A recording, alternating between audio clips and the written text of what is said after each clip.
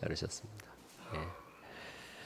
언제가 드린 말씀인데 아버지는 무신론자고 어머니는 하나님을 믿는 집안의 한 소녀가 그 아버지는 하나님도 모르고 어머니는 너무 열심인데 이 딸도 하나님을 모르는 거예요. 그러니까 하나님이 있어도 좋고 없어도 좋다. 어리니까 그런 생각을 했었는데 어느 날 이 딸이 중병에 걸립니다. 그러자 아버지에게 말하는 거예요. 아버지, 저는 마음이 너무 불안합니다. 곧 죽을 것 같습니다. 빨리 하나님의 문제를 결정해야 되겠습니다. 제가 아버지 쪽을 믿어야 되나요? 아니면 어머니 쪽을 믿어야 되나요? 무신론자였던 아버지는 방법이 없었어요. 그러자 네 어머니 쪽을 믿어라 그랬다 그래요. 사람 죽을 때 아버지 어머니를 찾습니다. 엄마를 많이 부르죠. 또 사람은 죽을 때 자신을 만드신 하나님을 찾습니다. 과학 만능의 시대를 오늘날 우리가 살아가요. 과학자들은 복음을 잘 믿지 않습니다. 한 과학자도 그렇게 기도했다 그래요. 교회를 복음을 듣고 나서 제가 하나님이 계심이 궁금합니다. 정말 하나님 계신다면 오늘 밤에 말씀해 주세요. 정말 계십니까? 정말 계시면 오늘 밤 말씀해 주세요. 말씀을 해 주시면 제가 예수님을 믿겠습니다 라고 했다 그래요. 그리고 성경을 딱 폈는데 공교롭게도 요한복음 18장 21절 말씀이 나왔고 그 말씀을 읽고 예수님 믿었다 그래요. 요한복음 18장 21절은 그렇게 되어 있습니다. 어찌하여 내게 묻느냐? 내가 무슨 말을 하였는지 들은 자들에게 물어보라. 그들이 내가 하던 말을 아느니라. 공교롭게 이 말씀이 나온 거예요. 크리스찬이 됐다 그래요. 왜 예수님을 믿어야 하는가라는 말씀을 오늘 드려보려고 합니다. 왜 예수님 믿어야 되는가? 8장 1절 말씀을 한번 먼저 읽어볼까요? 성경 8장 1절 말씀 읽어보죠. 시작. 지금 우리가 하는 말의 요점은 이러한 대제사장이 우리에게 있다는 것이라. 그는 하늘에서 지극히 크신 이의 보좌 우편에 앉으셨으니 2절도 읽어보죠. 시작. 성소와 참 장막에서 섬기는 이시라. 여기까지요. 왜 예수님을 믿어야 되는가에 대해서 두 가지 오늘 본문이 나오고 있어요. 이러한 대제사장이 우리에게 있다. 실제한다는 거예요. 실제한다. 그리고 있는 그분이 하늘에서 우리를 섬겨주고 계신다. 이 두 가지.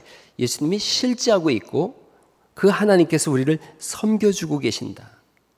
예수님이 이 땅에 계실 때 사람을 섬겨주셨어요. 섬김을 받으려 오신 것이 아니라 내가 섬기러 왔다 이렇게 말씀하세요. 그래서 하나님 나라에 대해서 계속 말씀해 주시는데 사람들이 하나님 나라에 대해서 잘 이해가 안 가는 거예요. 그러니까 이렇게 말씀하시죠. 너희 배고프지? 하나님 나라는 배고픔이 없어. 그걸 보여드리려고 하다 보니까 오병이어 기적을 말씀하는 거예요. 그 일이 일어난 거예요. 하나님 나라엔 아픈 게 없다. 아픈 사람들이 오니까 그들을 고치시는 거예요. 하나님 나라를 설명하고 하나님 나라를 보여주는 목적이에요. 하나님 나라는 죽는 것이 없다. 그러다 보니까 죽은 나사로를 살리시는 거죠. 귀신을 쫓아내셨고 죽은 자를 살리셨어요. 2000년 전에 여자와 아이를 존중해 주셨어요. 마지막엔 자신의 목숨을 십자가에 내놓으심으로 인해서 생명의 길을 여셨어요. 히브리서 8장이 이렇게 말씀하는 거예요. 8장 1절이 지금 우리가 하는 말의 요점 정리를 한다면 이러한 대제사장이 우리에게 있다 이렇게 말씀하세요.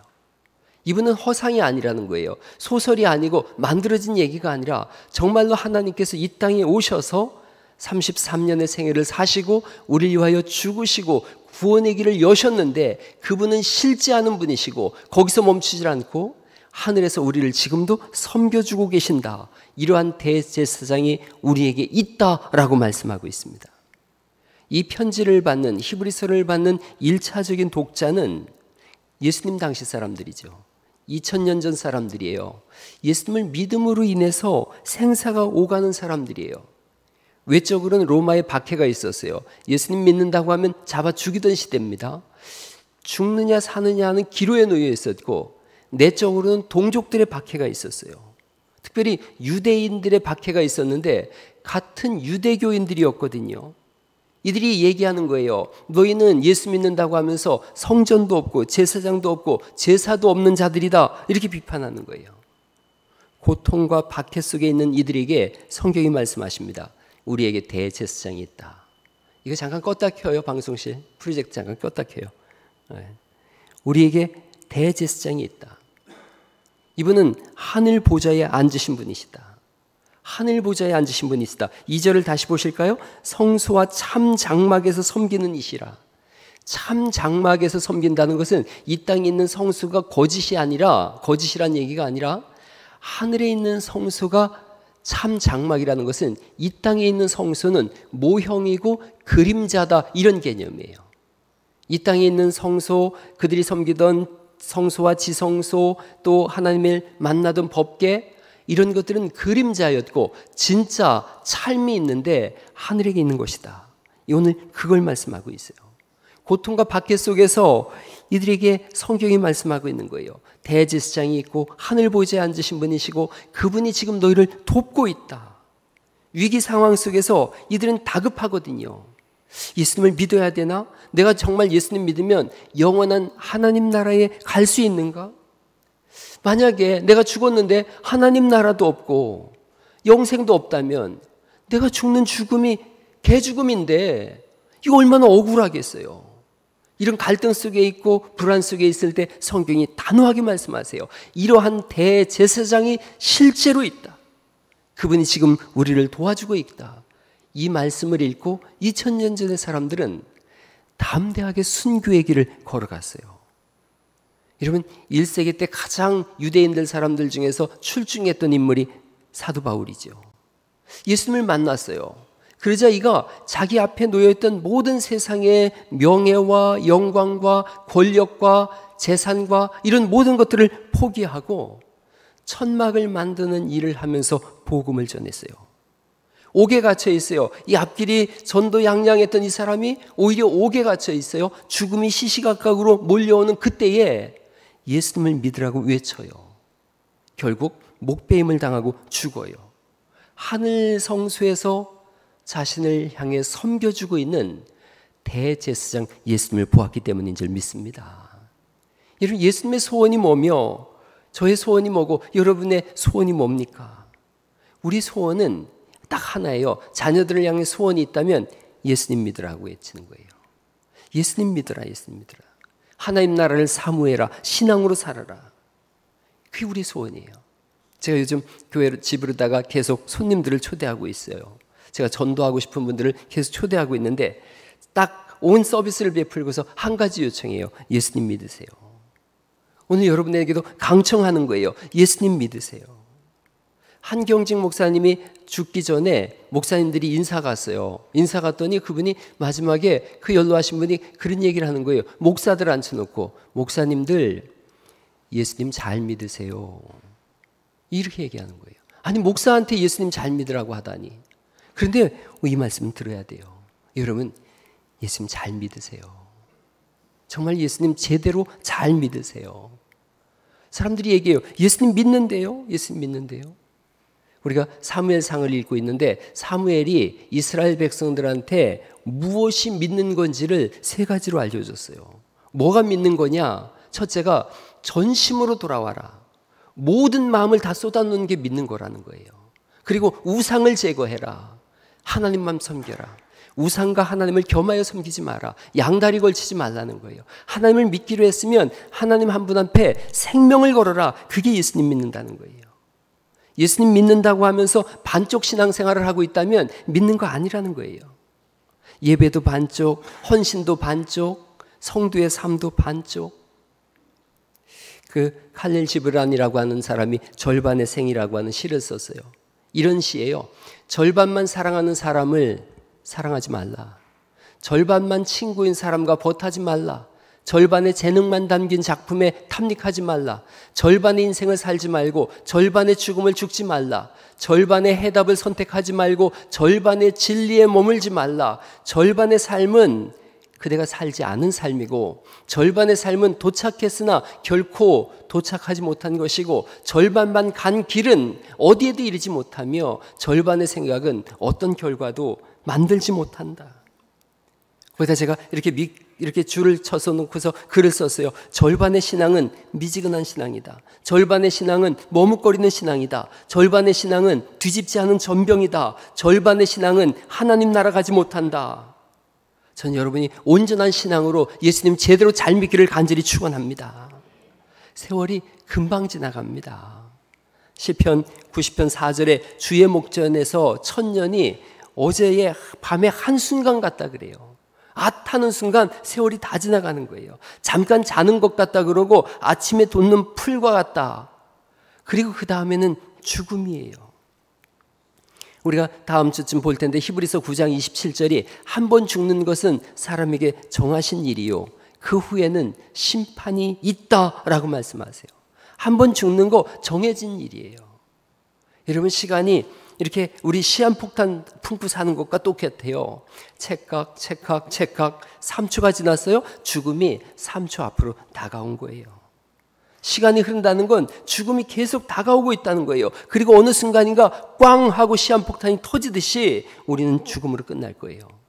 그때에 하나님 나라에서 눈을 뜰 건지 지옥에서 눈을 뜰 건지는 신앙이 결정합니다. 여러분 하나님 나라가 있고 영생이 있음을 믿으시길 간절히 축원합니다. 그 나라를 가는 거예요. 시간이 금방 흘러가더라고요. 여러분에게도 왜 젊은 시절이 없었고 어린 시절이 없었겠어요? 저는 지난주에 하도 재밌어서 이 얘기 벌써 5번째 하는데 제가 박종권 집사님 우연히 만났는데 이분이 마스크를 전 마스크를 안 썼거든요. 밖이라. 저를 계속 힐끗힐끗 이렇게 쳐다보는 거예요. 그래서 제가 알아봤죠. 집사님 그랬더니 그 목사님 맞네요. 왜 목사님 닮은 청년이 다 있나 했어요. 엄청 기분이 좋았어요. 그 말 듣고 제가 이 얘기를 벌써 5번째예요. 보는 사람마다 자랑질을 하는 거예요. 그런데 그 말인즉슨 제가 나이 들었다는 걸 스스로 자인하는 거예요. 청년의 때가 있었어요. 힘을 주체하지 못할 때가 있었어요. 그러나 지금은 조금 덜 나이 보이게 하려고 애를 쓰는 걸요.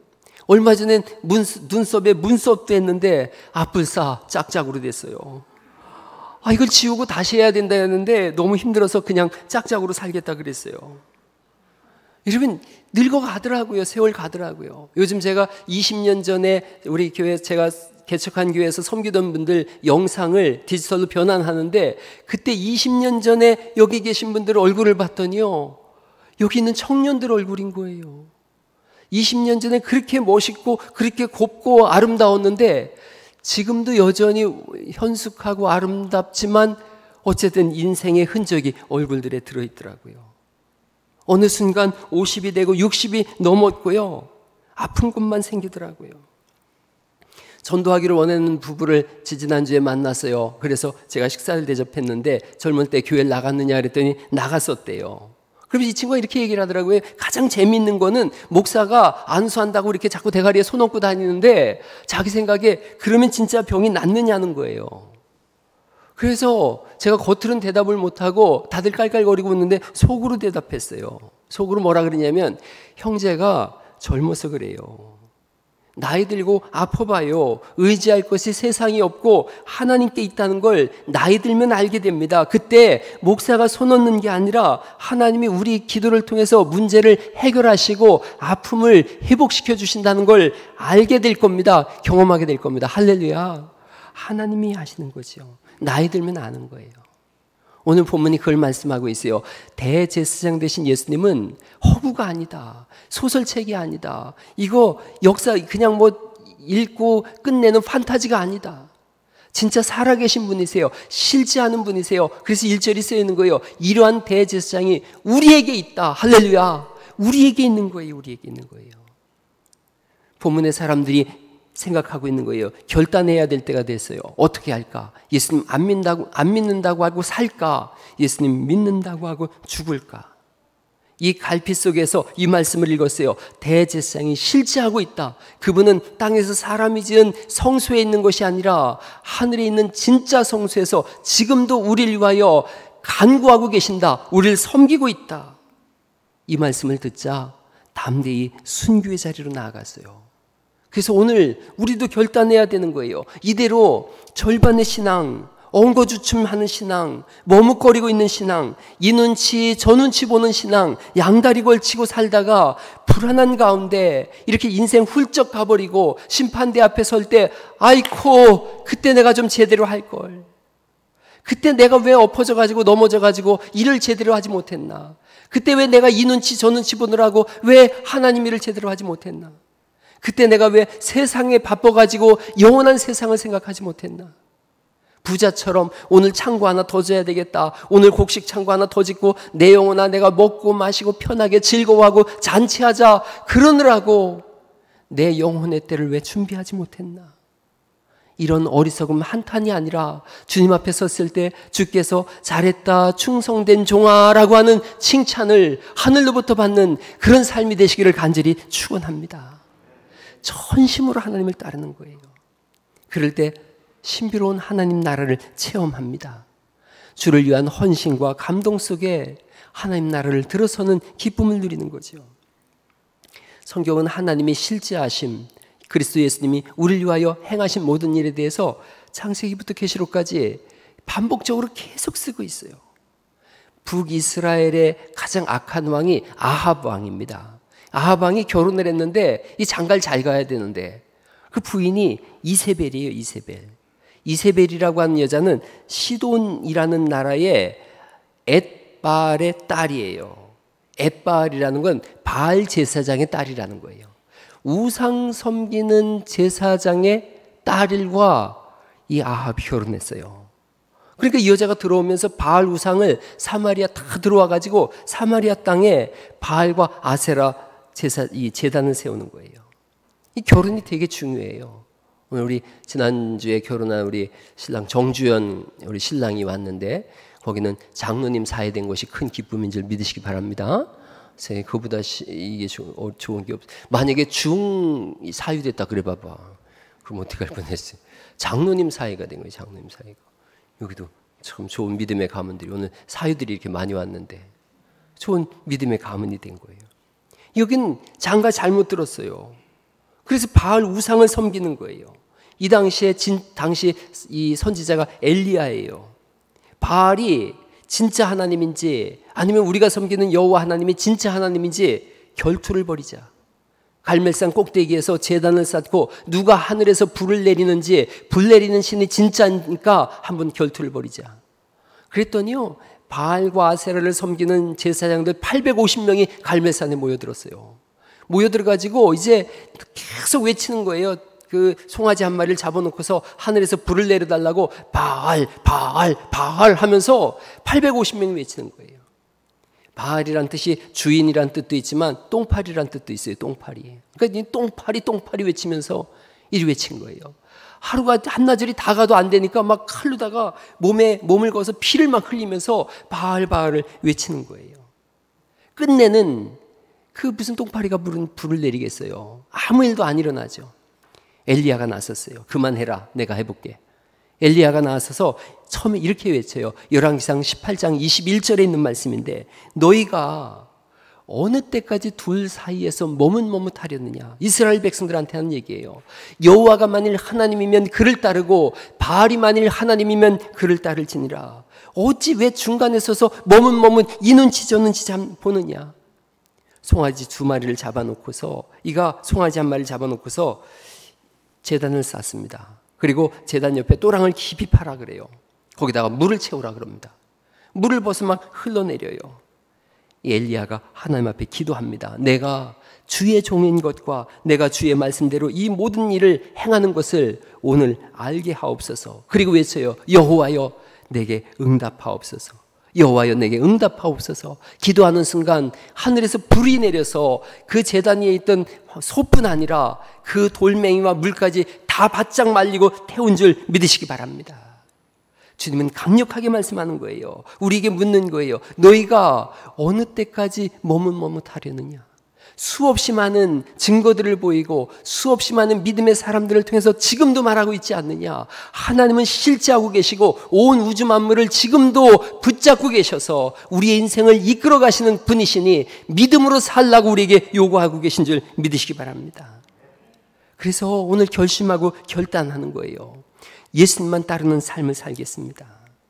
하나님이 복을 주셔야 살 수 있어요. 모세를 통해서 이스라엘 백성들이 광야에 나왔어요. 광야 40년을 기가 막힌 기적을 봤어요. 밤마다 불기둥이 그들을 이렇게 쭉 편만하게 깔아줘서 춥지가 않았어요. 낮엔 너무 뜨거우니까 구름기둥이 펼쳐져서 시원한 그늘이 되어졌어요. 아침마다 눈 떠보면 먹거리가 하늘에서부터 내려오는 거예요. 신비롭죠. 광야 40년을 지냈는데 옷도 낡아지지 않고 신발도 헤어지지 않았대요. 최고의 환경이었던 거예요. 오죽하면 하나님께서 독수리가 새끼를 품어서 옮기듯이 내가 너희를 품어서 광야 40년을 옮기지 않았느냐. 신비로운 은혜 속에서 지냈던 거예요. 이러한 신비로운 은혜가 40년이 지속됐더니 이들이 하는 말이 뭐예요? 아, 이건 원래 그런 거야. 지구는 원래 그렇게 만들어졌지 뭐. 아침마다 만나가 내리는 걸 보면서 원래 그런 거지, 원래 그런 거지. 이렇게 생각하는 거예요. 안 믿는 거예요. 하나님이 매일같이 보여줬더니 이게 처음엔 은혜였는데 10년 지나고 20년 지나고 30년 지나니까 잊어버린 거예요. 원래 그런 거지 뭐. 매일 뜨는 해, 부는 바람, 물과 공기, 하나님이 지금도 계속 부여해 주시는 선물이건만 누리다 보니까 원래 그런 거지 뭐. 여러분, 원래 그런 건 없어요. 온 우주는 너무나 섬세하게 조정되어져 있어요. 전지전능한 존재만이 이 할 수 있는 신비로움으로 온 세상이 가득 차 있는 줄 믿으시기 바랍니다. 원래 그런 게 아니에요. 전지전능하신 하나님이 지금도 이 만물을 붙잡고 계시고 우리로 하여금 호흡하게 하고 모든 환경을 조성하셔서 살게 하시는 줄 믿습니다. 예수님을 믿을 수밖에 없는 것들을 온 세상에 가득 펼쳐놓으셨어요. 성경은 수없이 많은 사례를 들었건만 수많은 믿음의 사람들을 보내서 하나님이 하신다라고 알려주고 있건만 이 1.4kg밖에 안 되는 우리의 뇌로다가 하나님 없다 그러는 거예요. 물리학을 연구해 보니까 하나님 없더군요. 생물학을 공부해 보니까 진화의 산물이더군요. 안 믿으려고 하니까 어떻게까지 하냐면 모세가 홍해바다 갈랐다 그랬더니 모세는 40년간 광야에서 지리를 공부한 지리학자요. 그래서 언제 바다가 갈라지는지 정확하게 알고 있었어. 모세는 얼마나 지리에 해맑은지 어떤 바위를 때리면 물이 터져 나오는지 알 수 있었어. 광야에 살면서 관찰한 관찰의 증거지. 온갖 방법을 다 써서 안 믿으려고 그래요. 여러분, 그러면 아침마다 내리는 만나는 어떻게 설명할 것이며 불기둥 구름기둥은 어떻게 설명할 거예요? 믿으면 모든 것이 쉬운데 안 믿으면 설명할 것이 너무나 많고 설명할 길이 없어요. 연어에 대해서 제가 한번 읽어봤어요. 연어는 모성애의 물고기라 그런데요. 모성애의 물고기. 알을 낳는데 알이 이렇게 부화를 해요. 알이 부화해서 먹이를 사냥할 수가 없으니까 연어는 자기 몸을 새끼들한테 내준대요. 새끼들이 연어 엄마의 몸을 뜯어서 먹고 성장해요. 그리고 다 크면 엄마는 결국 뼈만 남아요. 이게 엄마의 사랑이 연어한테 들어있죠. 강에 이렇게 새끼가 자라서 방류가 되면 연어는 아시다시피 오츠크에, 베링에, 알래스카 여기까지 가는데 2만 킬로의 여정을 한답니다. 3, 4년을 거기서 자라다가 자기가 태어난 강으로 다시 돌아오려고 그래요. 모천회귀라 그러더라고요. 자기 엄마의 천으로다가 돌아가고 싶은 그런 본능이 작동한대요. 그래서 이 속에 자기장 지도 같은 게 있대요. 뇌 속에. 그래서 2만 킬로를 거길 따라서 다시 돌아가는 거예요. 그 강의 냄새를 맡고 온갖 후각을 동원해서 2만 킬로를 돌아간대요. 너무 신비롭죠. 이를 어떻게 설명하겠어요? 가물치도 읽어봤어요. 가물치는 효자 물고기래요. 거꾸로. 가물치는 효자 물고기인데 알을 낳잖아요. 가물치가. 그러면 실명을 한대요. 영양실조로.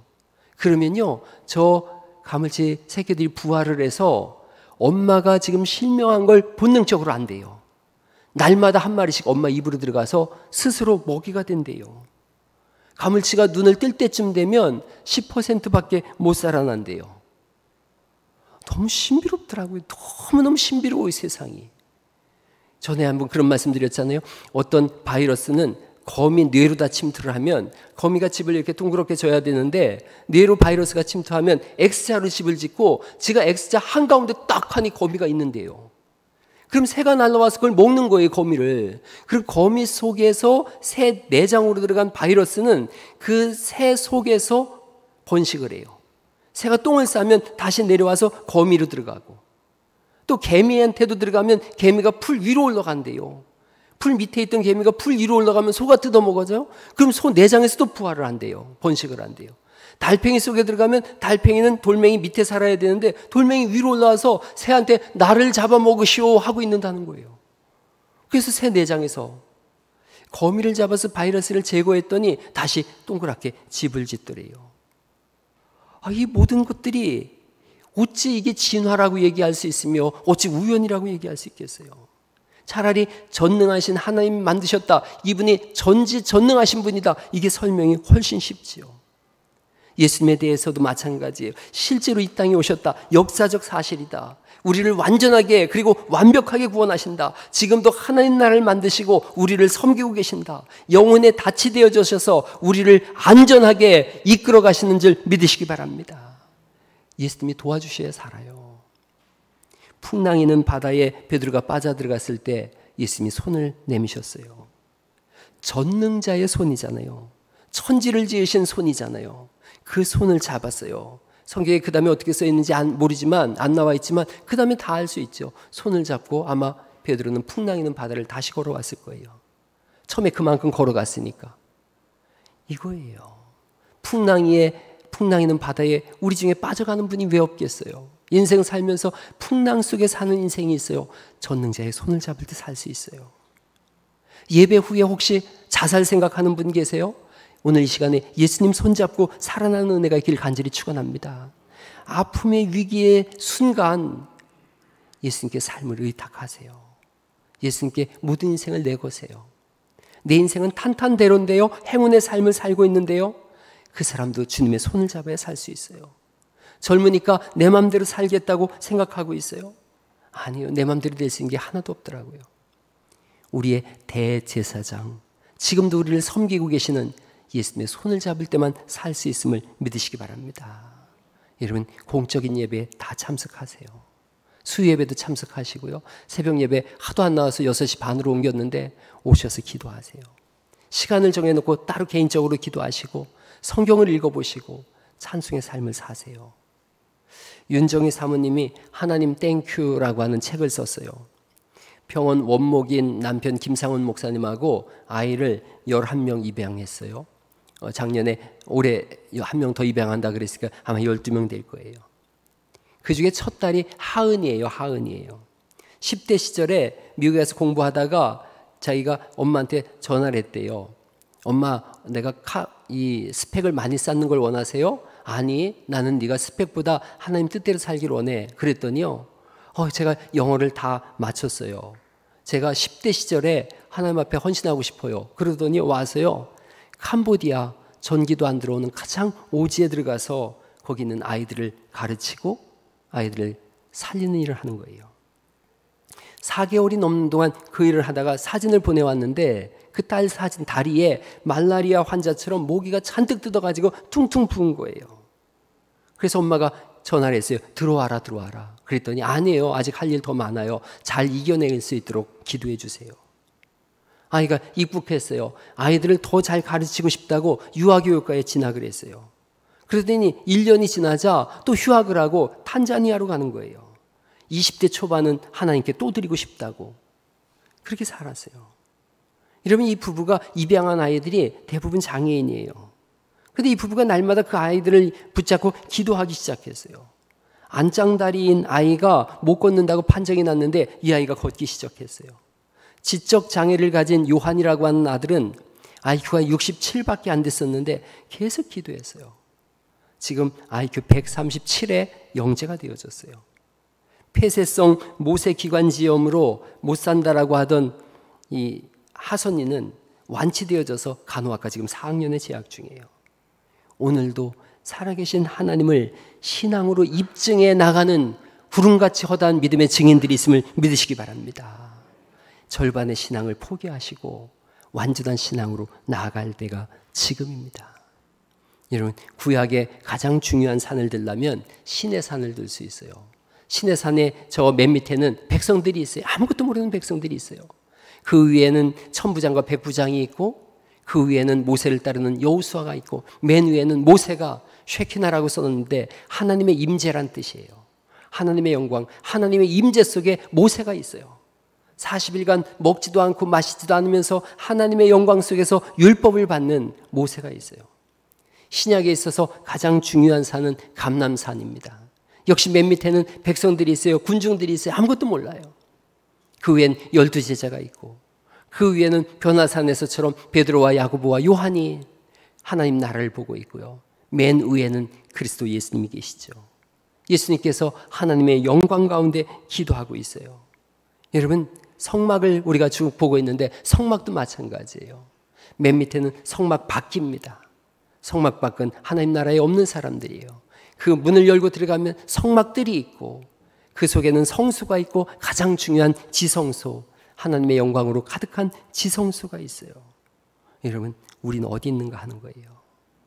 우리는 어디에쯤 있는가? 나는 성막 밖에 있는 사람은 혹시 아닌가? 나는 성막들만 배회하고 있는 건 아닌가? 교회 온다고 하지만 교회 마당만 밟고 있지는 않는가? 미국 사람들은 그런 표현을 써요. 벤치 워머라 그래요. 벤치 워머. 의자만 따뜻하게 하고 가는 사람. 앉아서 아무 생각이 없는 거예요. 의자만 따뜻하게 하고 있다가 떠나가는 사람들이 있어요. 그런가 하면 백부장, 천부장처럼 12제자처럼 주를 따르는 사람이 있고, 그런가 하면 하늘 영광을 보는 베드로와 야고보와 요한 같은 사람이 있고, 그런가 하면 하나님과 대면하는 모세 같은 사람이 있어요. 어디에 있는가? 제가 지난주에 그런 말씀 드렸어요. 여기를 떠나서 저기로 가야 된다. 제사장적 삶을 살아야 된다.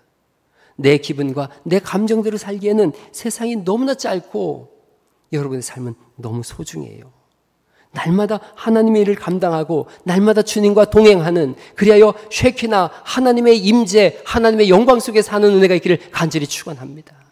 맨 꼭대기에 지성소의 삶, 하나님의 임재 속에 있는 삶, 그리스도 예수님과 동행하는 삶. 이 사람들은, 히브리서를 쓸 때의 사람들은 갈등했었어요. 과연 순교의 자리로 나아갈까? 아니면 세상 즐거움과 예수님을 부인하고 세상 속에서 조금 더 생을 연명할까? 이 갈등 속에서 히브리서를 읽었어요. 이 히브리서는 앉은 자리에서 순식간에 읽을 수 있는 그런 책이에요. 이걸 읽으면서 이들이 아는 거예요. 우리에게 이러한 대제사장이 계시는구나. 항상 살아계셔서 우리를 위하여 간구하시는 제사장, 영혼의 닷과 같아서 우리를 붙잡고 계시는 그분이 우리를 위하여 지금도 참 성막이신 하늘에서 우리를 섬겨주고 계시는구나. 그래서 이들은 생명을 걸고 예수님을 시인하고 믿음의 행진을 시작했어요. 주님이 분명히 우리에게 물어보실 거예요. 너 무엇하다 왔느냐? 너 이 세상 살다 무엇하다 왔느냐? 분명히 물어보실 거예요. 그때에 드릴 답을 준비하며 살 수 있기를 간절히 축원합니다. 오늘 두 가지 말씀드렸어요. 왜 예수님을 믿어야 하는가? 예수님은 실제하기 때문입니다.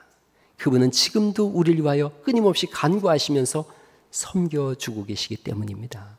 믿음의 행진에 흔들림이 없기를 예수님의 이름으로 축원합니다.